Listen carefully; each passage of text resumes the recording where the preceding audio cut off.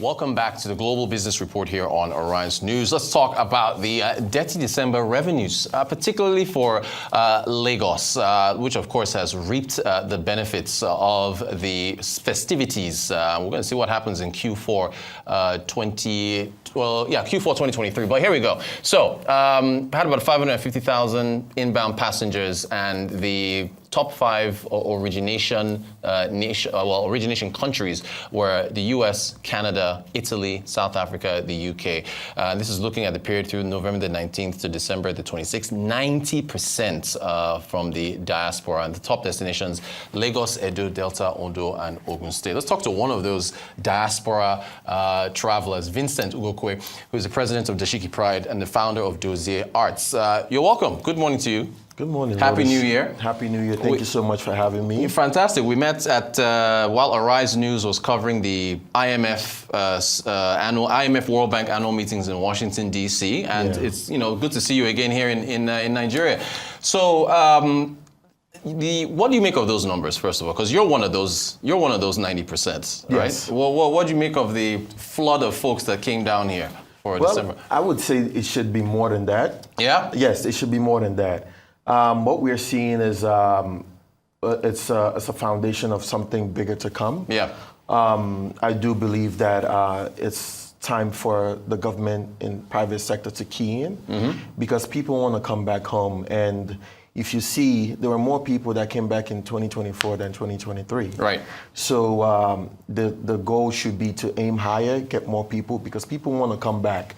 So it's just about being very intentional in curating the vibes, making sure the right infrastructures are there. But people want to come back home. They want to spend time with family. They want to spend the money. Spend the money. Of course, of course. Let's take a look at another data point. I think this is the hospitality's revenues that the Kaide Moshabi's company looked at. So hotel bookings, 54 billion naira, about 36 million, 15,000 confirmed hotel bookings.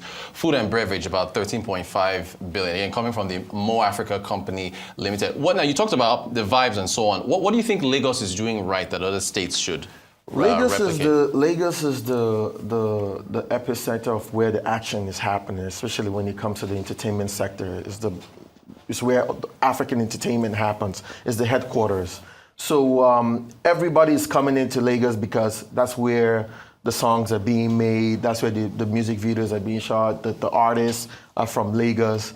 I could give you an example, like Obi's house. We had a situation where Burna Boy came to Obi's house with the American singer Chloe Bailey, and he went worldwide. Yeah. I had friends from America calling me saying, "What is Obi's house?" Right. So everybody's talking about Obi's house. It keeps Lagos in that. It keeps Lagos in the conversation. Yeah. So you have people that are uploading tweets, uploading Instagram videos, TikTok, and you see the geotag is always Lagos. So Lagos is the epicenter of what everything is happening.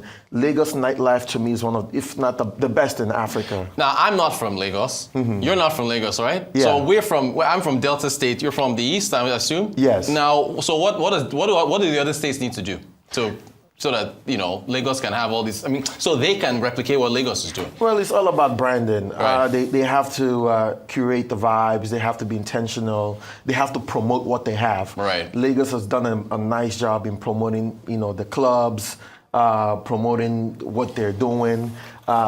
So other states need to do that. They have to be intentional. They have to market. They have to target the people that are coming in. Lagos has always done that. Like I said, the Obi's house. You have the shrine. Yeah. You have all these cultural centers that are pulling people in. And Lagos has spent a lot of money over the years, over the decades, doing this. So speaking of spending money, yeah. I did want to. Let's go to one more. I think we have a third data point. We've got hospitalities. I think next is nightclubs. Let's check out the next revenue numbers now. Yes, lounge and nightclubs, top 15 earned 4.32 billion, $2.7 million. Average daily sales about 368 per table, average of 1.2 million. Speaking of spending money, I know you've followed what's been happening with the Naira and so on.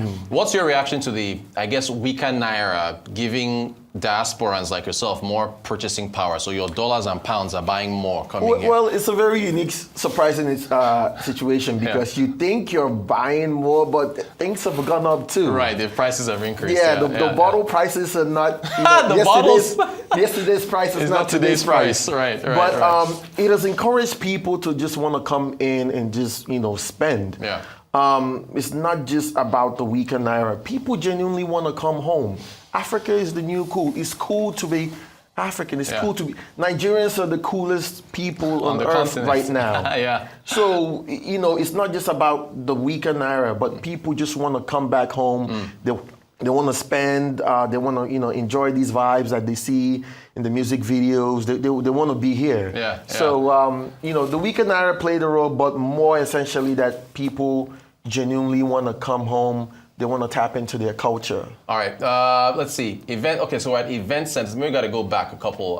Event centers did 100 of them earning 1.2 billion by 800,000, 1,175 bookings recorded. Top 2 Eco Hotel, the Monarch. What else we got? I think so the exotic dancers, they also pulled in a lot of money. The top the top 3, Oniru, Kasi, Lekki Phase. Well, don't ask me where they are. I don't know. I haven't been there. 2.5 billion, 1.6 million dollars across 8 major nights. Just 8 nights they pulled that in. And I think also we got car rentals, short lets as well. And these guys are competing with the hotels. 5,937 booked. Average rate of 120,000 per day.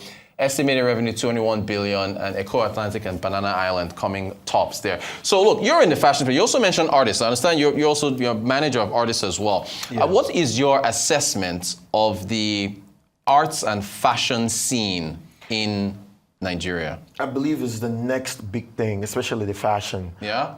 The music has taken off. The fashion is, a product will always sell more. Yeah. If you look at the big American stars, you see that Jay-Z made more money, selling, whether it's the liquor or things like that, the clothing company. Product always sells. I believe with the music taking off, the next thing is going to be the fashion.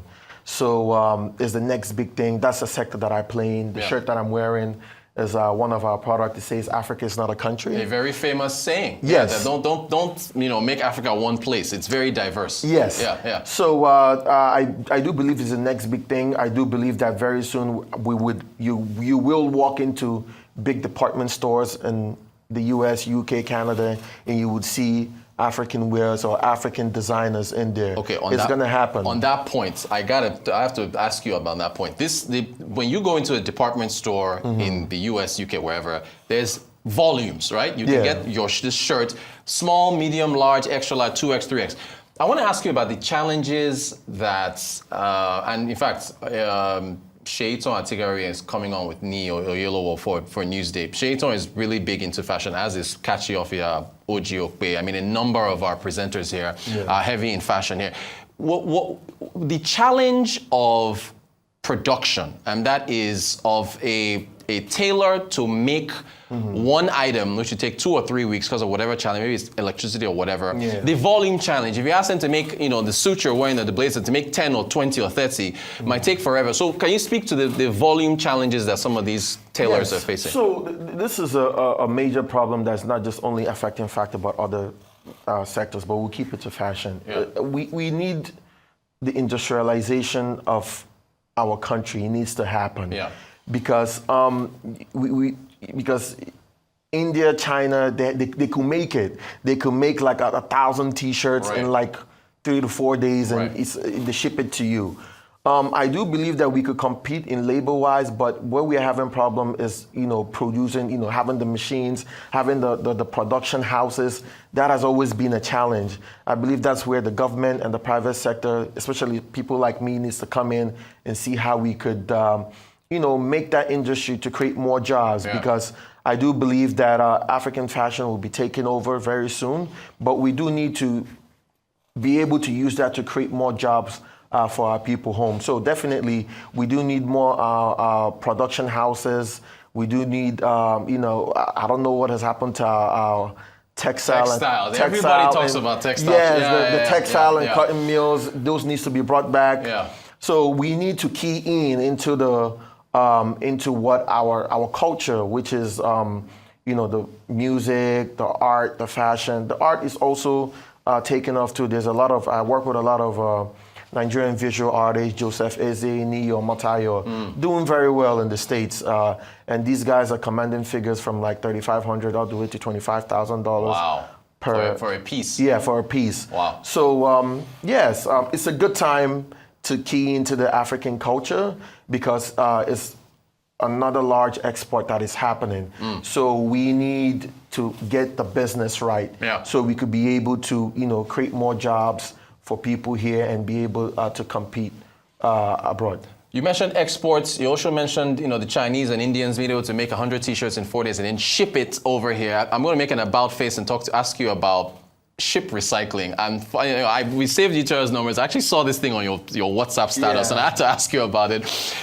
You have a family member that's into recycling of ships? Yes. So my mom scraps vessels. Yeah. Yes.